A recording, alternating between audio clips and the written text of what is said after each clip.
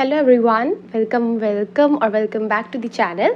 तो इस वीडियो में हम बात कर रहे होंगे कि मेरिट लिस्ट तो रिलीज़ हो चुका है, अब नेक्स्ट स्टेप क्या है।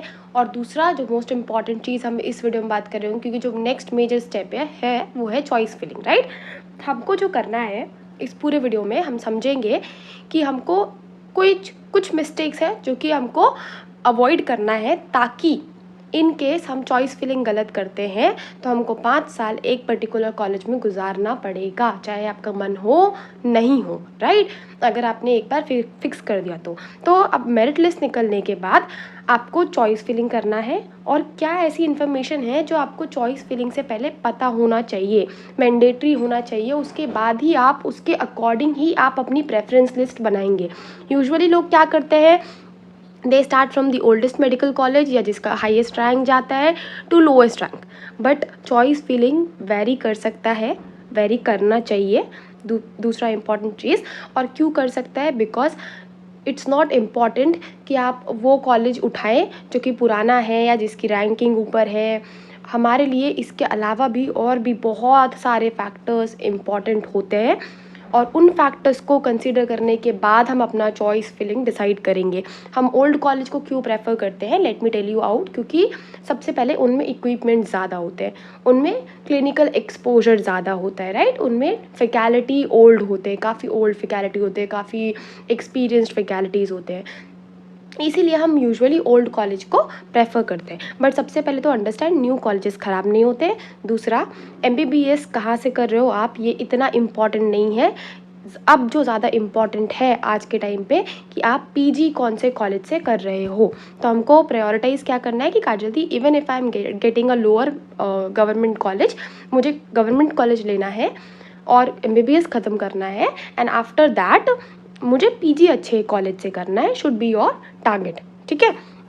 अब देखो, जब भी आपको प्रायोरिटी लिस्ट बनाना है, जो आपका नेक्स्ट स्टेप होगा, I will provide you the link, मतलब I will provide you the topic या नोट्स उस टॉपिक के रिलेटेड भी, जो कि ओल्ड कॉलेज के हिसाब से है या रैंकिंग के हिसाब से है। रैंकिंग वाला मैं आपको प्रोवाइड कर दूंगी, बट बाकी रैंकिंग के अलावा जो चीज़ें आपको देखनी है ये आपका पर्सनल है, इसीलिए मैं आपको ये की पॉइंट्स बता देती हूँ। इन की पॉइंट्स को लिखो और इन की पॉइंट्स के बेसिस पर अपनी रैंक, अपनी चॉइस फिलिंग की प्रेपरेशन करो, ठीक है, कि मुझे कौन से कॉलेज को ऊपर रखना है।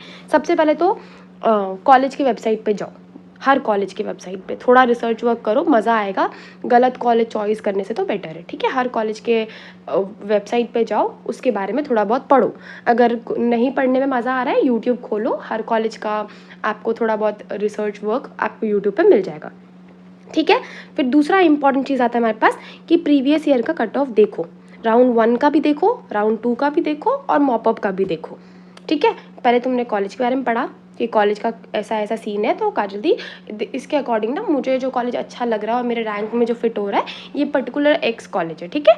फिर अब उसके बारे में उसके तीनों राउंड के कट ऑफ देखो कि राउंड 1 में क्या कट ऑफ था, राउंड 2 में क्या कट ऑफ था और राउंड 3 में क्या कट ऑफ था। अब अगर राउंड 1 में आपके रैंक पे नहीं मिल रहा है तो भी आप बाकी कॉलेजेस भर दो, राउंड 2 में अपग्रेड करवाना, मॉपअप में अपग्रेड करवाना, ठीक है। तो सारे राउंड्स के कट ऑफ का इन्फॉर्मेशन रखो।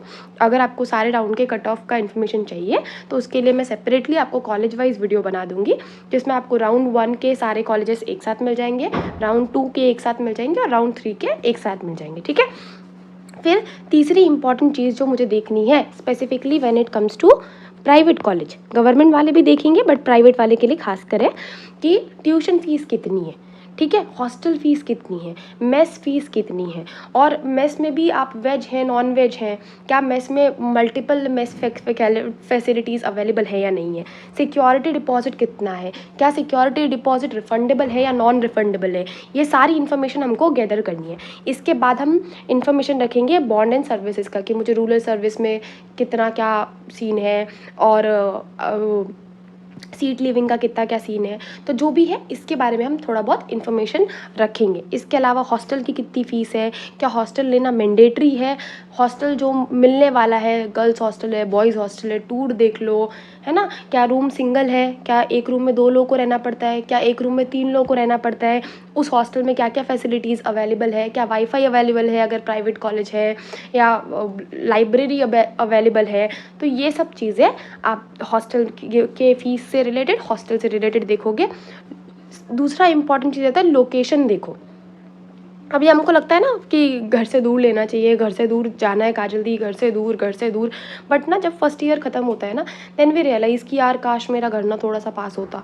बिकॉज वैकेशंस इतने कम मिलते हैं, लिटरली इतने कम मिलते हैं ना, कि हमको लगता है कि यार 2 दिन का ही वैकेशन है, तो अगर मेरा ना घर पास में होता तो मैं तो घर चली गई होती। इसलिए लोकेशन देखो कि वो सिटी से कितना दूर है या सिटी से कितना पास है, ये देखो। उसका सेफ्टी एरिया देखो कि उसके आसपास का लोकेशन कैसा है, थोड़ा बहुत रिसर्च वर्क कर लो।